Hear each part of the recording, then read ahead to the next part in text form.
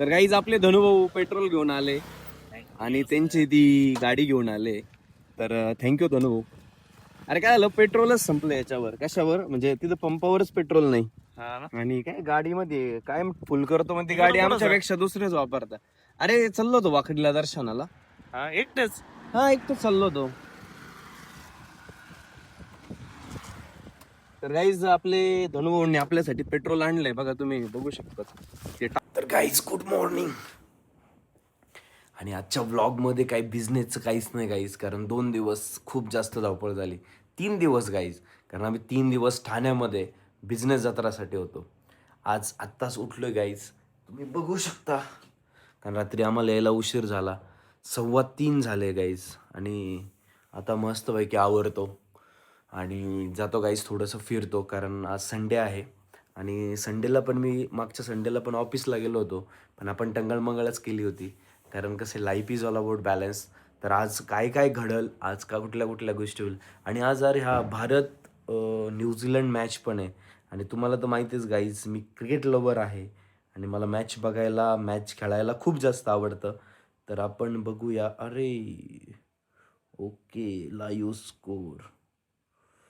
Okay, बघा score झाला 125 वरती 1 विकेट आहे गाईज. तर आज आपण आपली बॅटिंग नंतर आहे, तर मजा येणार आहे. मॅच पण बघू आणि थोडंसं ट्रॅव्हल पण करू गाईज. चला आवरूया आणि मग जाऊया गाईज. आज थोडंसं फिरू आणि आज बाईकवरती फिरू गाईज. गाईज शीतलने माझ्यासाठी मस्त चहा ठेवला आहे, तर मी चहा पितोय आपल्या जॅगरी प्रेमिक्सचा. हे बघा गाईज, जॅगरी प्रेमिक्स तुम्ही नक्की ऑर्डर करा आणि जॅगरी प्रेमिक्सची टेस्ट सांगा. आणि मुंबईच्या एक्सपोमध्ये खूप साऱ्या ऑर्डर्स मिळाल्या, खूप सारा सेल झाला आणि सगळ्यात महत्त्वाचं म्हणजे खूप सारी व्हिजिबिलिटी पण आपल्या ब्रँडला मिळाली. तर चला मस्त आवरून आता चहा वगैरे घेऊ गाईज. तर गाईज आवरून मी चाललोय आता परत फिरायला आणि मी आज जाणार आहे स्कूटीवर. गाईज तुम्ही स्कूटीचा नंबर बघा, आपल्या 4765 आहे. आपल्या सगळ्या गाड्यांचे नंबर 4765 आहे. आपली ब्लॅक ब्युटी पण लवकरच येईल गाईज.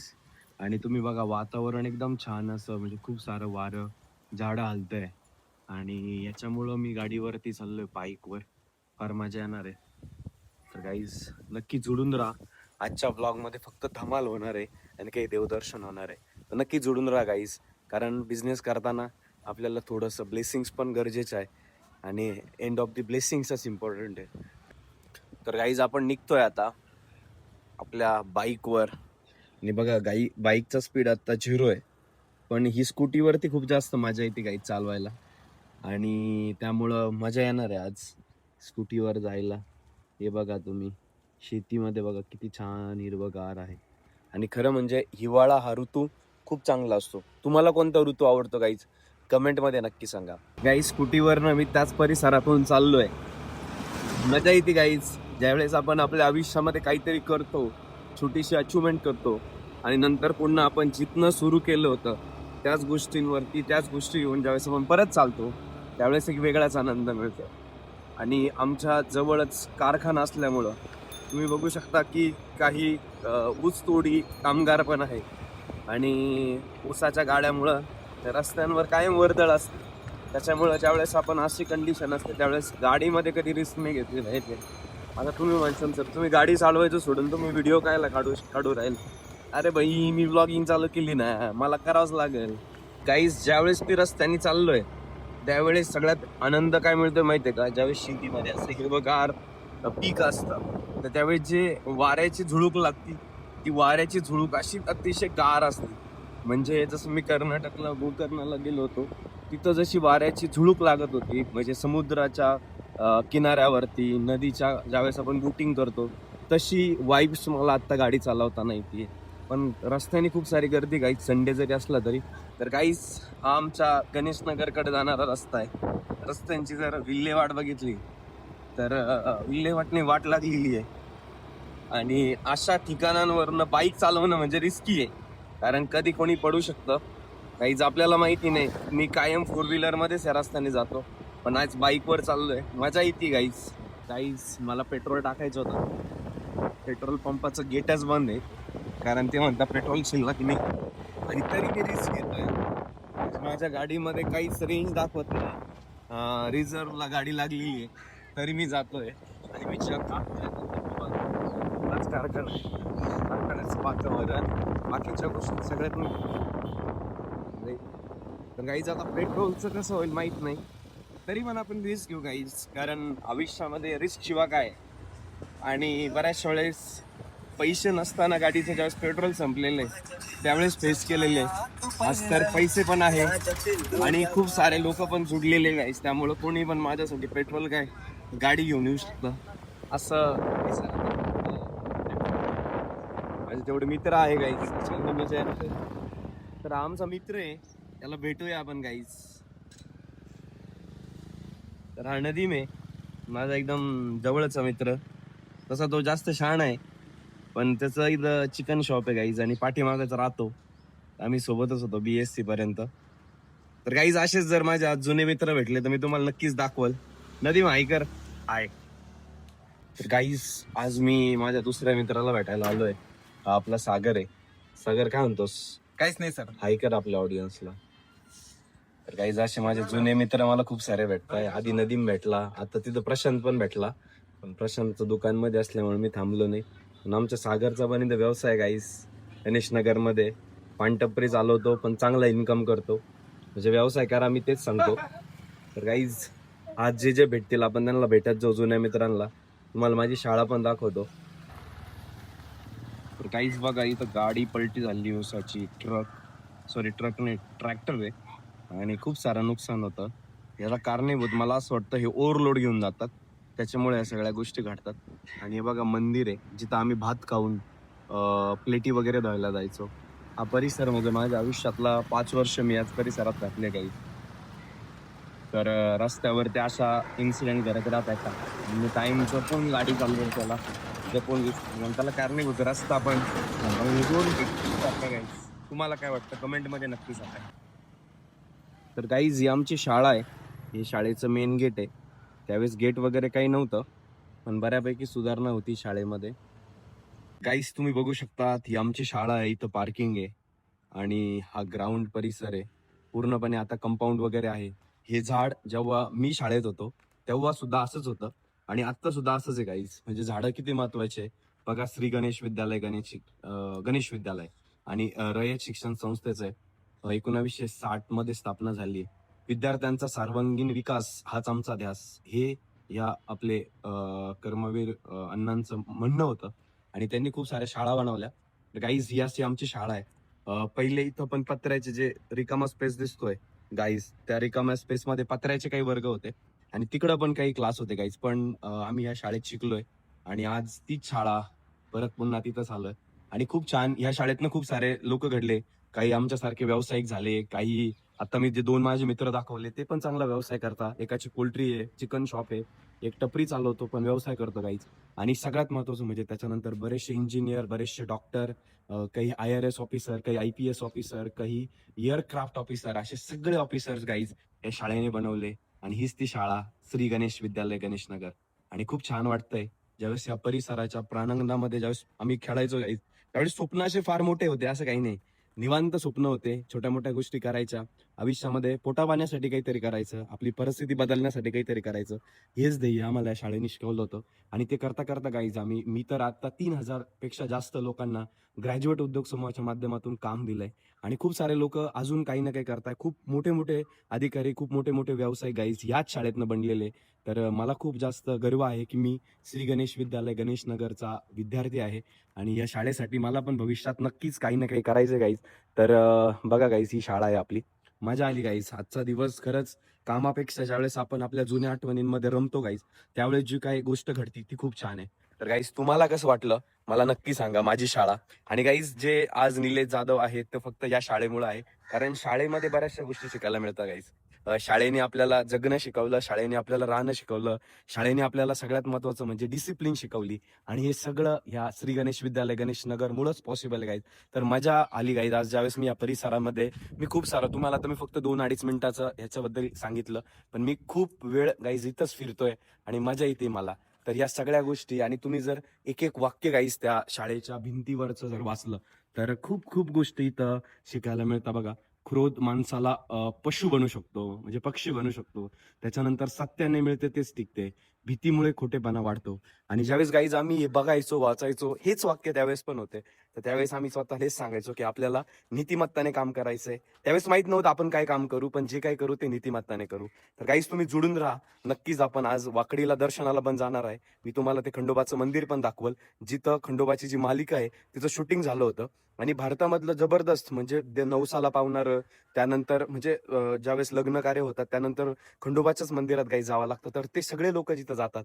म्हणजे जेजुरी नंतर जे काही देवस्थान आहे ते गाईज आपलं वाकडीचा खंडोबा आहे. तर तिथं पण जाणार आहे. आणि त्याच्या आधीमध्ये जर काही गोष्टी भेटल्या तर नक्कीच मी तुम्हाला दाखवल. पण गाईज जुळून राहा आणि खरंच कमेंटमध्ये सांगा, तुम्ही रयत शिक्षण संस्थेचे विद्यार्थी जर असाल तर कमेंटमध्ये नक्कीच माझी शाळा असं कमेंट करा गाईज. खूप मजा येईल. गाईज आपली गाडीचं पेट्रोल आत्ताच संपलंय.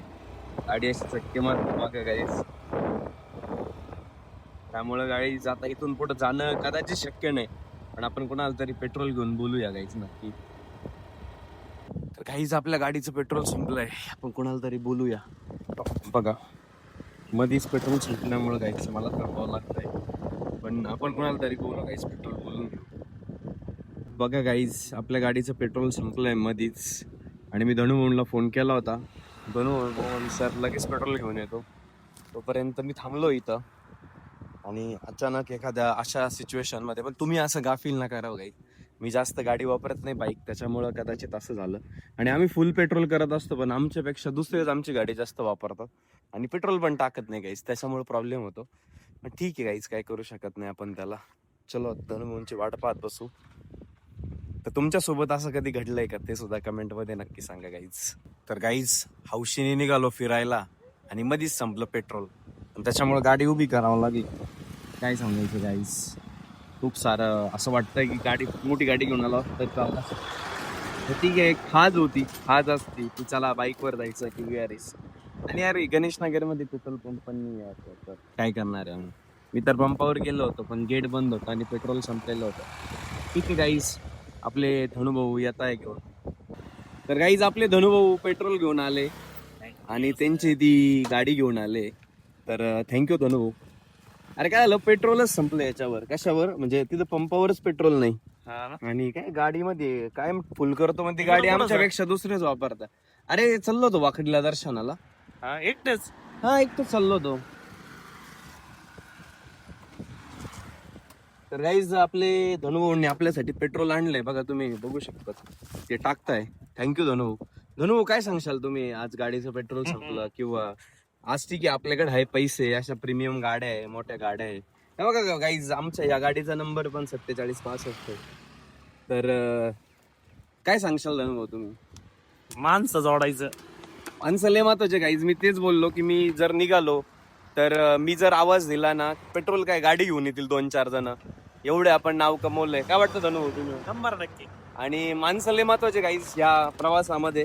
तेव्हाच आपण असं म्हणजे माझ्यासारख्या व्यक्तीने अशी डिरिंग करू शकतो. नाही तर अशा मधीच रस्त्यावर माझ्यासारख्या माणसाला जर पेट्रोल संपलं तर किती अवघड आहे गाईज उभं राहणं. पण ते आपल्या सगळ्या केवळ माणसांच्या हिमतीवर आपण करू शकतो.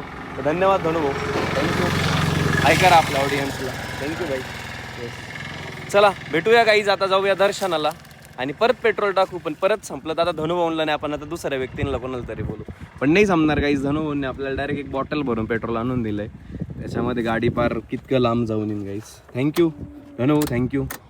तर गाईज माणसं जर जोडले तर अजिबात कुठलीच अडचण नाही येणार गाईज. आणि मी तर संपूर्ण महाराष्ट्रामध्ये माणसं जोडतोय आणि अजून पण जी आहे ती फुल झालेली नाहीये. पण भीती नाहीये गाईज कुठलीच. असं नाही की भीती नाहीये किंवा मला कोणी म्हणेल. गाईज मी महाराष्ट्रामध्ये कुठेही गेलो ना तरी मला काही अडचण नाही येणार. आता तर अजिबात नाही येणार. पण मी ज्यावेळेस सुरुवात केली होती गाईज तेव्हा पण मला कधी अडचण नाही आली. कारण आपण सुरुवात कशासाठी करतोय, पोचायचं कुठं आहे. कारण आपल्या मागे देव आहे हे सगळ्यांना माहिती आहे आणि देवाची जी शक्ती आहे ती खूप जास्त आहे. तर आपली मदत दुसऱ्याच 4765 केली. आणि माझं विजन तेच आहे यार काही, की येणाऱ्या काळामध्ये आज आपल्या प्रत्येकाकडे 2 व्हीलर आहे, उद्या प्रत्येकाकडे 4 व्हीलर पाहिजे. आणि जर कदाचित ते माझ्या माध्यमातून असत तर मला आणखी जास्त आनंद होण्याचं कारण तेच गाईज. त्याच्यामुळं मी जेव्हा कधी मला काही चान्स मिळेल तेव्हा गाईड करतोय. आणि तुम्ही पण या ब्लॉगमध्ये याच्यासाठी जोडून राहा की तुम्हाला जर्नी समजेल एका व्यवसायाची, ज्याच्या महाराष्ट्रामध्ये एवढ्या साऱ्या फ्रँचायझी आहे ज्याची टीम एवढी मोठी, ज्याचा बिझनेस एवढा मोठा आहे, त्याच्यावरती कुठली सिच्युएशन येते आणि तो त्या सिच्युएशनला कसं हँडल करतो, याच्यासाठी गाईज आपल्या चॅनलला सबस्क्राईब करा आणि हा व्हिडिओ जास्तीत जास्त लोकांना शेअर करा गाईज. त्यांना ही बिझनेसची जर्नी समजत आणि ते पण नक्कीच गाईज मोठे होतील. त्यामुळे गाईज सोडून राहा. बघा अतिशय छान वातावरण आहे आणि रस्त्याच्या आजूबाजूला शेती आहे. आणि गावामध्ये राहण्याचा हाच एक फायदा नाही का, शेतीचा. गावामध्ये राहण्याचा हाच एक फायदा आहे गाईज की शेती बघायला मिळते, फॅसिलिटी बघायला मिळतात. या सगळ्या गोष्टी गाईज आपण बघूया. चला गाईज आपण जाऊया वाकडीच्या खंडोबाच्या दर्शनाला, जे की जेजुरी नंतरचं सगळ्यात फेमस खंडोबाचं मंदिर आहे. तिथं जायला तर गाईज आपण आलोय वाकडीच्या मंदिरात. आणि तुम्ही म्हणाल अरे मंदिरात काही जत्रा वगैरे आहे का, तर अजिबात नाही गाईज. वाकडीचा बाजार हा संडेला असतो आणि खूप सारी गर्दी आहे. मला पण सुरुवातीला तेच वाटलं, पण नंतर कळालं की अरे यार वाकडीचा बाजार आहे आणि वाकडी हे आमचंच गाव आहे गाईज. त्याच्यामुळं नक्कीच तुम्ही जोडून राहा. तुम्हालाही खंडोबाचं दर्शन मी नक्कीच करून देईल हा विश्वास देतो. आणि त्यामध्ये खूप सारे कॉल पण येतात गाईज. टू व्हीलरवरती सगळ्या गोष्टी मॅनेज करणं खूप जास्त टफ आहे, पण काहीच विषय नाही गाईज. आपण जाऊया मंदिरामध्ये.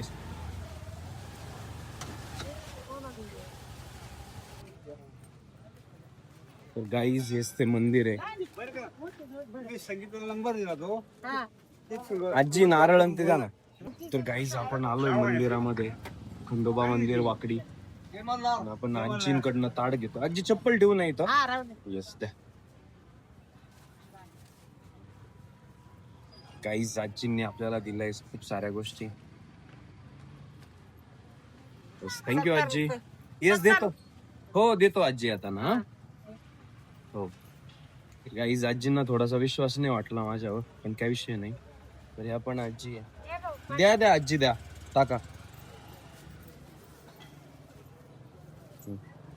तर या आजींकडनं पण घेऊ गाईज आपण. या वयात आजी काम करताय. हा आज एकटाच आलो. आज जरा अडचण होती का? नाही नाही असं काही नव्हतं, पण मग आलो एकटाच. इकडनंच आलो मी दर्शनाला. गाईज बघा आजींनी मला ओळखलं. लास्ट टाइम पण आलो होतो मी. तर चला जाऊया आपण दर्शनाला. तर बघा मंदिरामध्ये ही जे आहे हे आहे घोडा. खंडोबाचं मेन वाहन घोडा आहे. घोडा गाईज. तर घोडा बघा बघा सगळेजण दर्शन घेताय. आपण पण घेऊ गाईज दर्शन. आणि लाईन पण आहे. आज लाईनने दर्शन घेऊ. लास्ट टाइम आम्ही आलो होतो तर त्यावेळेस आम्ही गाईज दर्शन घेऊ गाईज. त्यावेळेस आम्ही शॉर्टकटने दर्शन घेतलं होतं. आणि आज आपण लॉंग टर्नने दर्शन घेऊ. आणि पहिल्यांदा आपण बघूया नारळ फोडायच्या जागेवर की नारळ फोडू आणि मग गाईज आपण बाकीच्या गोष्टी करू. तर तुम्हाला की मी पहिल्याच याच्यात नारळ फोडू शकतो का, कमेंटमध्ये नक्की सांगा.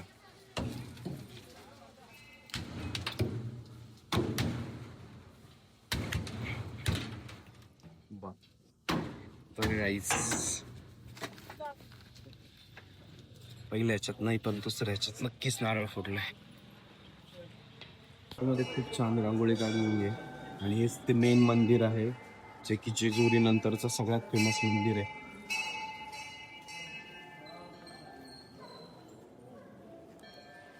तर गाईज बघा आज लाईन आहे आणि लाईन मध्ये दर्शन घेण्याचा आनंद खूप वेगळा असतो. तर जोडून राहा गाईज, तुम्हाला पण दर्शन देतो मी.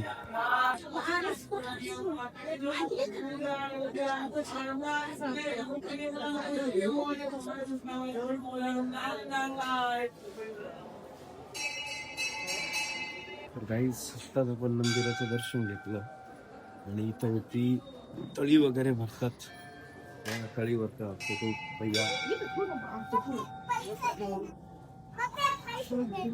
गाईज एकटा असल्यामुळे बऱ्यापैकी मला शूट करायला अडचण येते. पण काहीच विषय नाही गाईज, मी प्रयत्न करणार आहे शूट करण्याचा.